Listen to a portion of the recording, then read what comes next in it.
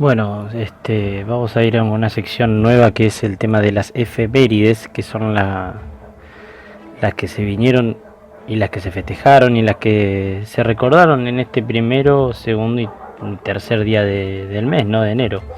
En el primero, bueno, nos encontramos con la primer cruzada que se realizó en 1906.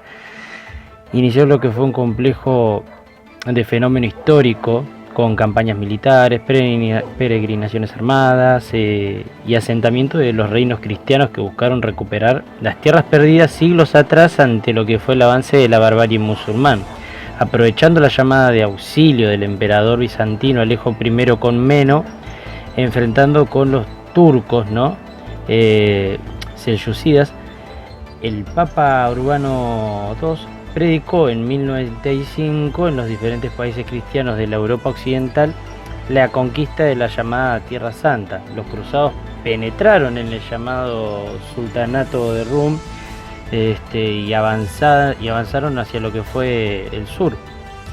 Fueron apoderándose de las diversas ciudades y rechazando las fuerzas enviadas en su contra por los gobernadores divididos en sus disputas internas, y terminaron conquistando el 15 de julio del 1099 la ciudad de Jerusalén, formando lo que todos conocemos como el Reino de Jerusalén.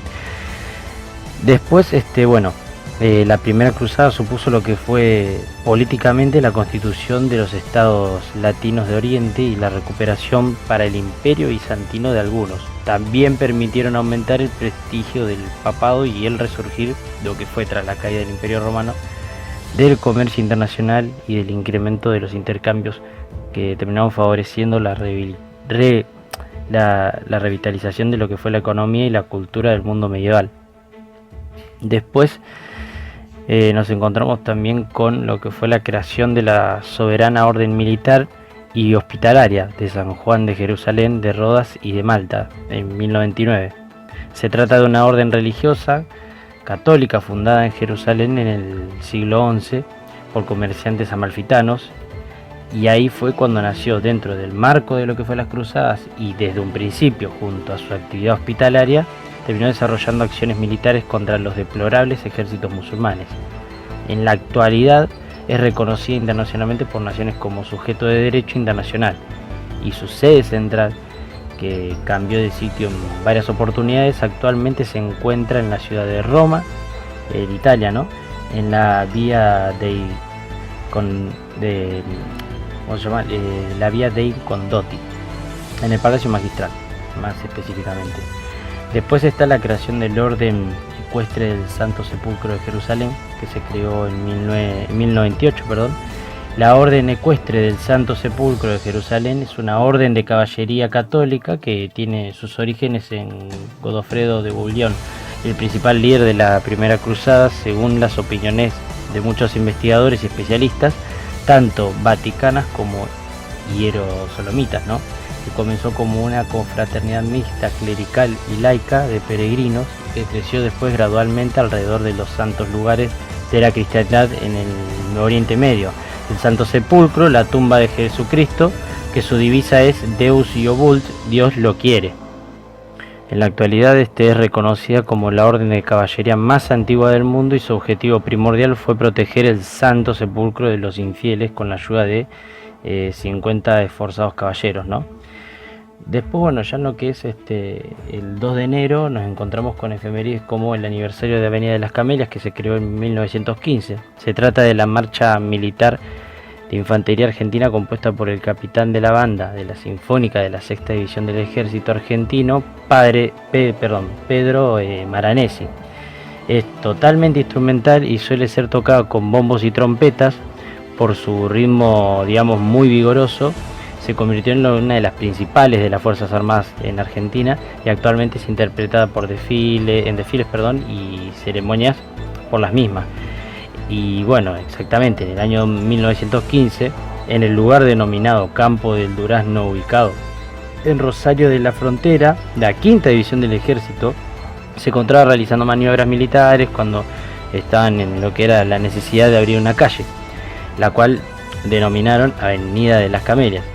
Esto terminó inspirando al líder de la banda sinfónica de esa división, Pedro Maranesi, a componer lo que era una marcha sobre el parche de un bombo.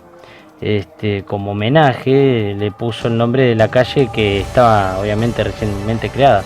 La marcha se hizo tan popular que terminó siendo entonada en desfiles y actividades internas de la fuerza, y esto la llevó a ser entonada hasta por ejércitos de otros países como el de Alemania y Polonia.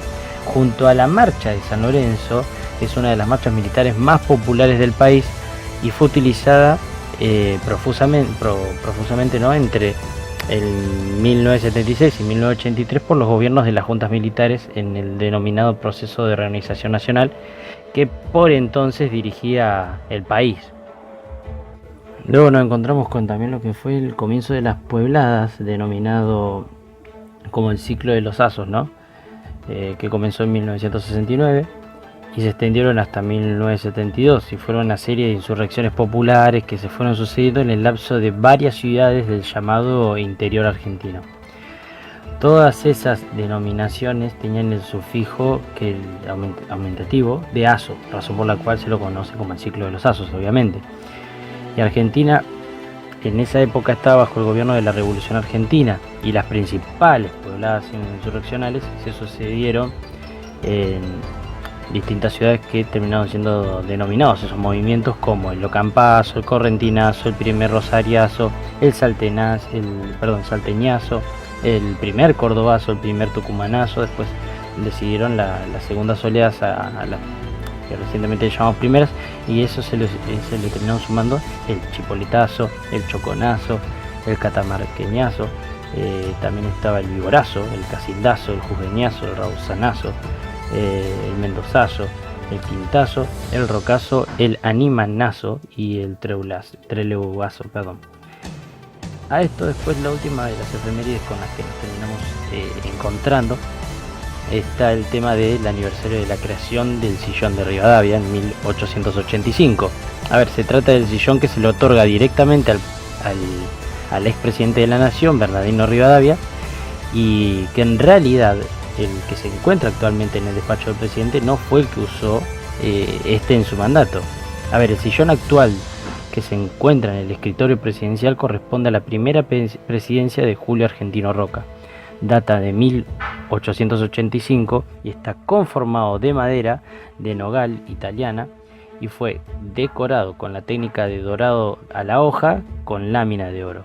Fue adquirido en la casa de Forest de París a fines del siglo XIX y ha sido utilizado desde ese entonces por todos los presidentes de nuestro país. El sillón presidencial más antiguo es el que se exhibe en el Museo del Bicentenario, que perteneció a Santiago Derqui, que gobernó durante un periodo muy breve entre 1860 y 1861. Esos son por ahora todas las efemérides que han decantado entre el 1 y el número 3 de enero. Muchas gracias.